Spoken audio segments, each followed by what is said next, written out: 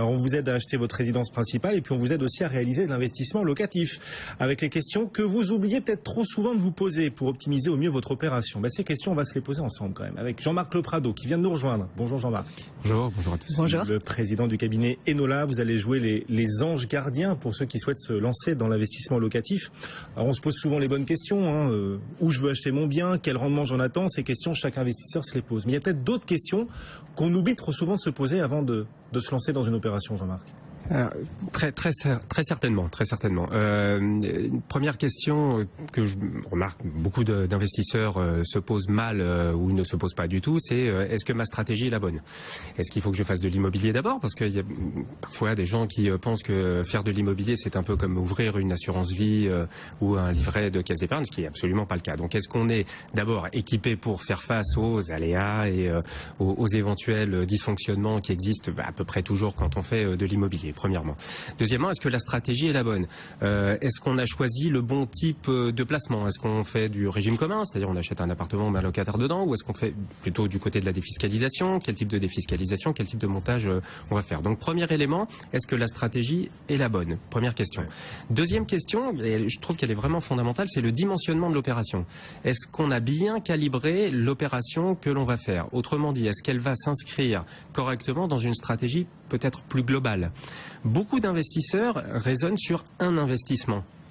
Il me semble la plupart du temps plus pertinent de se poser la question de ce que va être sa vie dans les 10 à 15 ans qui suivent. Est-ce qu'on va faire d'autres opérations? Est-ce qu'on va avoir d'autres crédits à réaliser pour d'autres investissements ou pour autre chose? De manière à bien dimensionner l'opération dont on est en train de parler, de manière à ne pas se pénaliser sur d'éventuelles d'autres opérations ultérieures. C'est ça, donc se lancer dans un investissement locatif c'est bien joli, mais il faut le faire non pas en fonction de sa situation actuelle seulement, mais aussi en anticipant ce qu'elle sera dans 10 ans. C'est tout à fait calibrer l'investissement en fonction de votre futur. Absolument, c'est tout à fait exact. Et surtout, quelles sont potentiellement les autres opérations à traiter, avec des arbitrages également à rendre en cas d'incertitude. Personne ne sait à l'évidence quand il va faire un investissement, s'il va en faire 2, 18 dans les années qui suivent. Mais par contre, de bien tenir compte de cette incertitude dans le montage de ces premières opérations. Vous êtes, Jean-Marc, un professionnel de l'investissement locatif. Et vous nous disiez, il y a beaucoup de gens qui oublient de se poser la question du dimensionnement de leur opération. C'est-à-dire que parfois, on préfère acheter une grande surface plutôt que plusieurs petites. Or, il peut valoir davantage le coup d'acheter plusieurs petites qu'une grande surface. C'est cette question-là aussi qu'on oublie trop souvent de se poser. Mais absolument. Et c'est vrai que la stratégie est assez différente parce que qui dit plus grande surface dit d'une manière quasi absolue rendement moins élevé, donc impact trésorerie un petit peu plus lourd quand on fait une grande surface.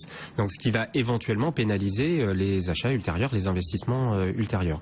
Alors à l'inverse, si vous êtes un investisseur qui ne souhaitait pas à l'évidence multiplier les opérations à l'avenir, vraisemblablement il est peut-être un peu plus malin de faire une seule opération de taille un petit peu plus importante qu'une opération de taille tout à fait réduite.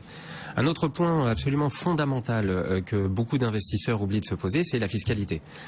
Il faut absolument extrapoler sa fiscalité. La fiscalité foncière en France est extrêmement compliqué à gérer. Aussi, donc c'est compliqué de l'extrapoler justement. En tout cas, on ne peut que l'extrapoler en effet avec les informations dont on dispose aujourd'hui, mais par contre elle est un peu insidieuse parce qu'elle monte très progressivement, mais par contre quand on regarde la différence entre la première, deuxième année et la 7e, 8e ou 10e année de revenus fonciers sur une opération, les différences sont extrêmement importantes et les coûts additionnels sont très très importants. Beaucoup de gens se retrouvent dans des difficultés financières parce qu'on a une opération où le loyer est égal au crédit, ce qui est absolument merveilleux, sauf que quelques années après, on a des excédents fonciers qui sont très forts et qui sont fiscalisés sur la tranche marginale d'imposition, plus 15,5 CSG, CRDS. Donc ça peut prendre des proportions tout à fait importantes. Il faut le calibrer avant de se lancer dans l'investissement. La meilleure façon de se prémunir de ce risque dont vous nous parlez, c'est de réaliser un investissement locatif le plus court possible, non? Donc ça peut pas être une solution justement. Alors en tout état de cause, l'excédent foncier il augmente avec la baisse des intérêts. Oui. Finalement, c'est la baisse des intérêts d'emprunt qui va avoir pour principal effet d'augmenter les revenus fonciers, les excédents fonciers, quelle que soit la durée. Ça viendra plus vite si vous avez un crédit court. Voilà. Donc anticiper au mieux la fiscalité future aussi avant de calibrer votre opération et de vous lancer dans un investissement locatif. Il y a une autre question qu'on oublie peut-être trop souvent de se poser, c'est de savoir si on achète directement ou via des structures juridiques comme les SCI par exemple. Il faut s'interroger là-dessus aussi. Oui, absolument. C'est une très très bonne question à se poser en fonction de sa stratégie patrimoniale, en fonction du fait qu'on a sa situation familiale, patrimoniale d'ores et déjà. Est-ce qu'il faut y mettre les enfants? Comment faut-il les associer? Est-ce qu'il faut faire des donations? Est-ce qu'il faut faire du démembrement de propriété? Donc il y a une vraie réflexion à mener là-dessus, que ce soit en SCI d'ailleurs quand on fait de la location classique ou en SARL de famille par exemple si on fait de la location meublée. Il est tout à fait pertinent de se poser ces questions-là avant de faire des investissements, parce que une fois qu'on est lancé dans une structure ou sans structure, après il y a des frottements. Et justement, c'est la question que j'allais vous poser. Si on s'est lancé et qu'on s'est trompé, il se passe quoi? C'est un peu ça l'enjeu, quoi. C'est on vend tout et puis on se dit oh là là.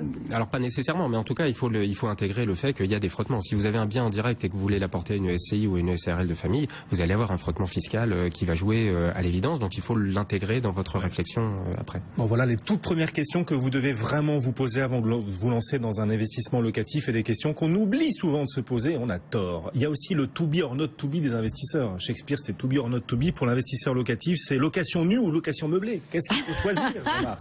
C'est une vraie question. Ce sont deux stratégies qui sont assez différentes. Alors d'abord, le produit meublé doit être un produit qui est adapté au marché. Beaucoup d'investisseurs se trompent en faisant des produits qui sont... alors on veut la fiscalité du meublé, mais en fait on n'achète pas le bon produit au bon endroit pour faire de la location meublée. Donc on peut avoir une problématique de mise en location et de turnover de son bien. Donc ça c'est un premier problème à gérer. Une fois qu'on a dit cela, pour moi finalement historiquement je vois deux stratégies différentes.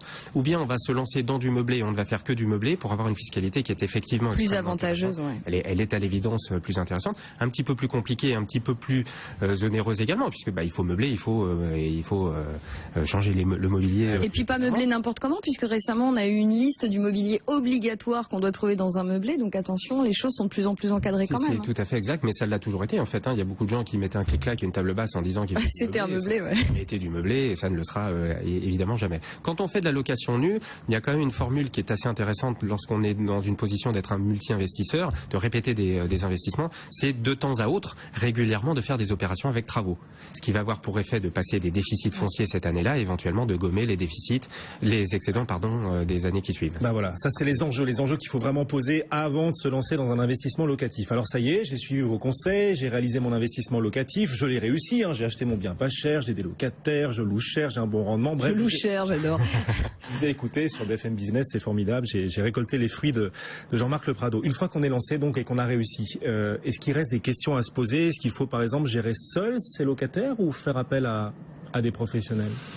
Vraie question. La gestion est à la fois pas très compliquée finalement quand on regarde bien. Gérer soi-même un bien, y compris quand on n'est pas une proximité immédiate, n'est absolument pas un problème.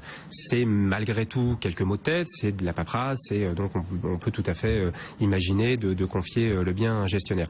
Quel est le coût? Je suis désolée de vous interrompre, mais c'est quoi le coût d'un gestionnaire de bien quand soi-même? Ça va être aux alentours de 6-7%, et on va monter à 10% avec les assurances impayées. Alors pour le coup que je recommande dans tous les cas, qu'on mette son bien en gestion ou pas.